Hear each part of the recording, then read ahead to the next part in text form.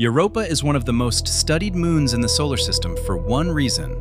There is strong evidence that a global ocean of liquid water exists beneath its ice. But Europa is not a friendly ocean world on the surface. It's extremely cold, nearly airless, and it sits inside Jupiter's radiation environment. So today I'm testing Europa as a future colony. What's realistic, what isn't, and what would have to be built first? My name is Neil. I run a series where I test worlds for long-term human living, not as fantasy, but as engineering. In every episode, I break down 4 things: the environment, the main risks, realistic solutions, and a final verdict. Today, Europa. Let's start with the basics. Europa is one of Jupiter's major moons, and it's roughly comparable to our moon in size, about 3,100 kilometers across, around 90% of the moon's diameter. Gravity is low, about 1.315 meters per second squared, which is roughly 13% of Earth's gravity. So if you weigh 100 kilograms on Earth, on Europa, you'd feel closer to about 13 kilograms. That helps with moving equipment, but long-term, low gravity is a real human factor problem. Europa's surface is water ice, and the temperatures are extreme. Surface temperatures range roughly from about minus 133 degrees Celsius to minus 223 degrees Celsius. So even in the warmer regions, it's far below anything humans can tolerate without full protection. Europa also has no normal atmosphere. It has an extremely thin oxygen exosphere, with surface pressure around 10 to the power of minus 12 bars. For humans, that behaves like vacuum. Sealed suits, sealed habitats, airlocks, and pressure control are mandatory. Europa's day is also different.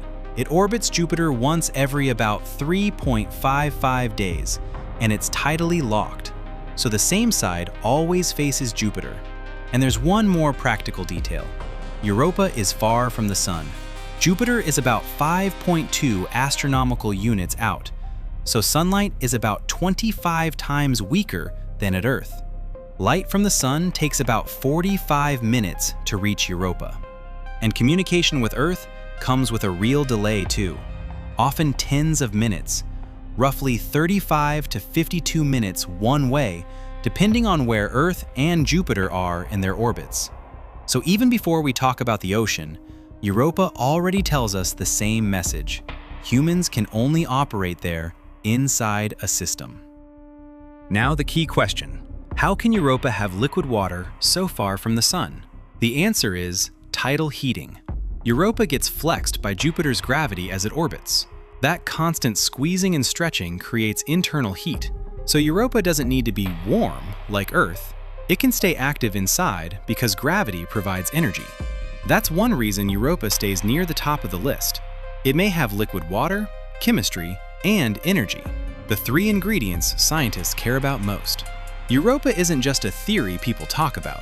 NASA's Europa Clipper is designed to study Europa through many close flybys and answer practical questions. How thick is the ice? What's in the surface chemistry? How the ocean interacts with the ice? And where the best target zones are.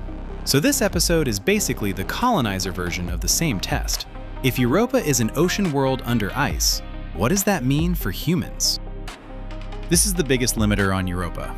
Europa sits inside Jupiter's intense radiation environment. That radiation is strong enough that surface time becomes a strict budget, not a lifestyle. This isn't a cinematic detail, it's a design rule. Here's a simple way to understand how serious this is. Spacecraft built to work near Europa are designed with heavy radiation protection, including shielded electronics compartments. If the hardware needs that level of protection, humans definitely do. So the realistic direction is obvious. If humans ever live on Europa, they cannot rely on thin walls. They need mass shielding, and the most available shielding material on Europa is ice. Europa is basically vacuum and deep cold, so the basic infrastructure is mandatory. Pressurized habitats, spacesuits, airlocks, oxygen systems, reliable air recycling, and constant thermal control. There is no acclimatization. Your systems either maintain safe conditions continuously, or the mission fails. Now the part everyone wants. Just drill down to the ocean. The ice shell is likely many kilometers thick, That means reaching the ocean directly is not a normal colonization step. It's a major, multi-year engineering project. Power, heat, reliability, and autonomous operation. So when people say Europa has an ocean, the correct follow-up is yes, but access is the hard part. This is where Europa still becomes extremely valuable, even without reaching the ocean. A realistic Europa program can do a lot on the surface and near surface. Map ice structure and thickness with radar-style methods. Study surface chemistry, salts, oxidants, possible organics. Identify places where the ocean may exchange material upward through cracks or chaotic terrain. And if plume activity exists in some regions, sample that material without drilling tens of kilometers. In other words, Europa can be scientifically and strategically valuable even as a surface and ice target. And from a colonization perspective, this matters because it defines the first phase. Europa is likely a world of robot-first operations, with humans protected either in orbit or in heavily shielded habitats. A Europa base would be energy-hungry. Life support, heating, recycling, maintenance, communications, robotics. Solar power is weaker this far from the sun, and surface hardware is exposed to harsh conditions. So the base must be designed around redundancy and safety margins. Because on Europa, a breakdown is not inconvenience. A breakdown can become a critical emergency quickly, since every basic need is artificial. If we stay strict and engineering-based, there are two realistic colony directions. Option 1, orbital infrastructure plus surface robotics. Humans live in safer, controlled conditions in orbit, while robots handle most surface work. Option 2, shielded subsurface habitats. Not reach the ocean on day 1, but get under enough ice to reduce radiation exposure and stabilize temperature. Either way, Europa is not normal surface settlement. Europa is operate in a hostile environment with heavy shielding. My verdict on Europa as a colonizer.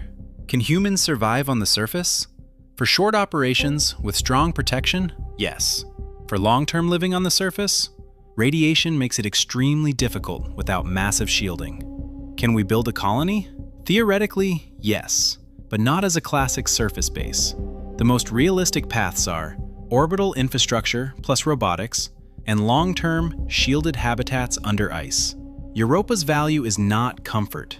Europa's value is the ocean system, the chemistry, and the engineering challenge. Survival today? 2 out of 10. Colony potential? 4 out of 10. Engineering difficulty? 10 out of 10. Best format?